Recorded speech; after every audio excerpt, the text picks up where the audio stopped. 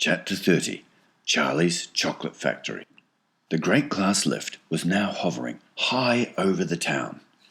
Inside the lift stood Mr. Wonka, Grandpa Joe, and little Charlie. "How I love my chocolate factory," said Mr. Wonka, gazing down. Then he paused, and he turned around and looked at Charlie with the most serious expression on his face. "Do you love it too, Charlie?" he asked.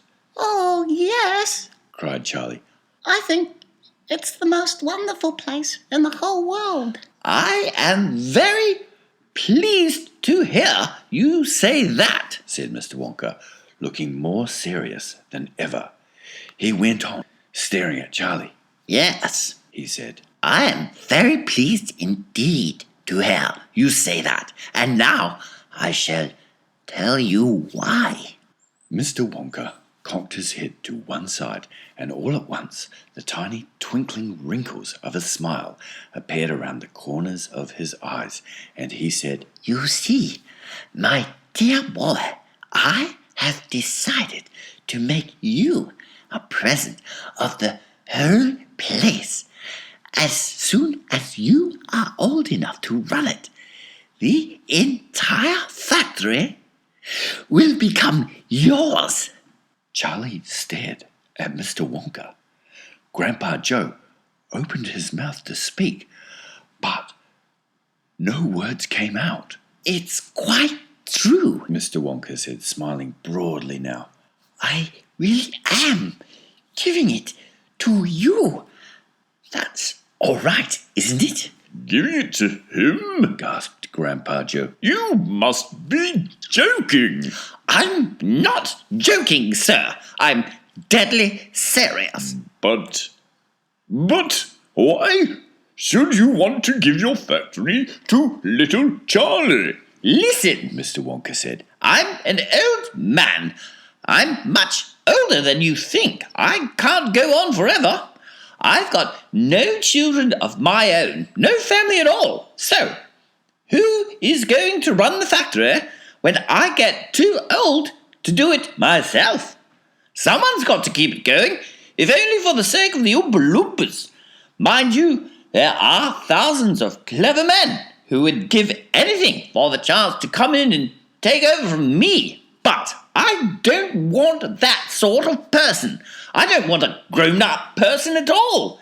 A grown-up won't listen to me. He won't learn. He will try to do things his own way and not mine. So, I have to have a child. I want a good, sensible, loving child. One to whom I can tell all my most precious, sweet-making secrets while I am still alive."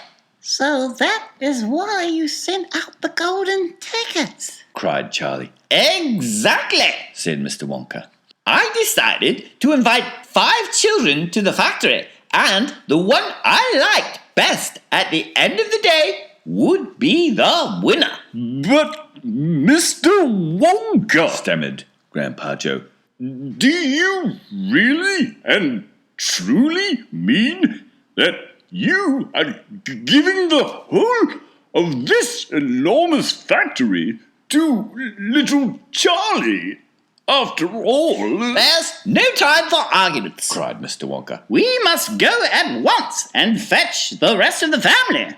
Charlie's father and his mother and anyone else that's around. They can all live in the factory from now on. They can all help to run it until Charlie is old enough to do it by himself. Where do you live, Charlie?" Charlie peered down through the glass floor at the snow-covered houses that lay below. "It's over there," he said, pointing. "It's that little cottage right on the edge of the town. The tiny little one." "I see it," cried Mr. Wonka, and he pressed some more buttons, and the lift shot down towards Charlie's house. "I'm afraid my mother won't come with us," Charlie said sadly. "Why ever not?" "because she won't leave Grandma Josephine and Grandma Georgina and Grandpa George. But they must come too. They can't. Charlie said. They're very old, and they haven't been out of bed for 20 years. Then we'll take the bed along as well, with them in it, said Mr. Wonka.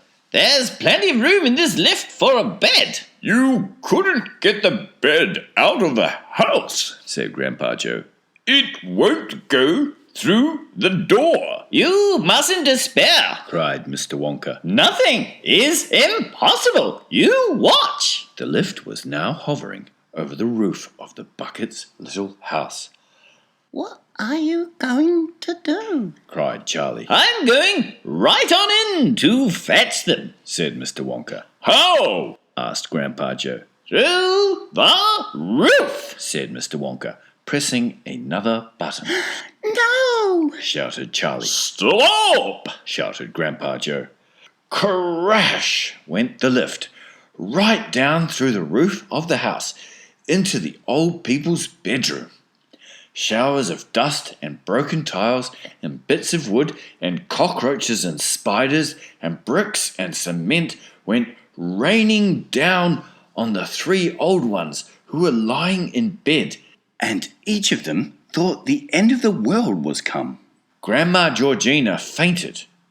Grandma Josephine dropped her false teeth.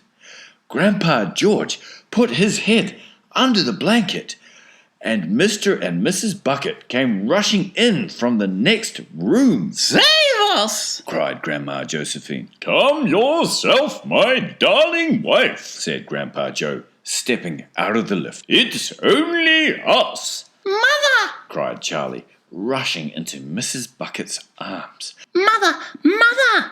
Listen to what's happened. We're all going back to live in Mr. Wonka's factory, and we're going to help him to run it. And he's given it all to me, and... What are you talking about? said Mrs. Bucket. just look at our house. cried poor Mr. Bucket. It's in ruins, my dear sir, said Mr. Wonka, jumping forward and shaking Mr. Bucket warmly by the hand. I'm so very glad to meet you. You mustn't worry about your house. From now on, you're never going to need it again. Anyway, who is this crazy bird? screamed Grandma Josephine. He could have killed us all. This said Grandpa Joe. is Mr. Willy Wonka himself. It took quite a time for Grandpa Joe and Charlie to explain to everyone exactly what had been happening to them all day. And even then, they all refused to ride back to the factory in the lift.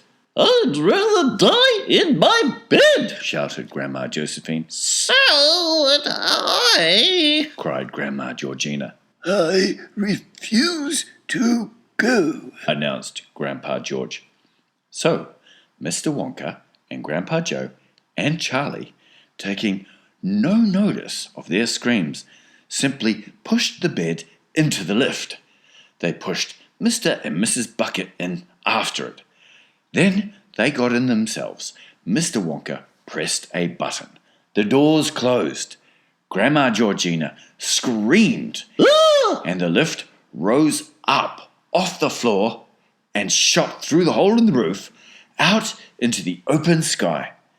Charlie climbed onto the bed and tried to calm the three old people who were still petrified with fear.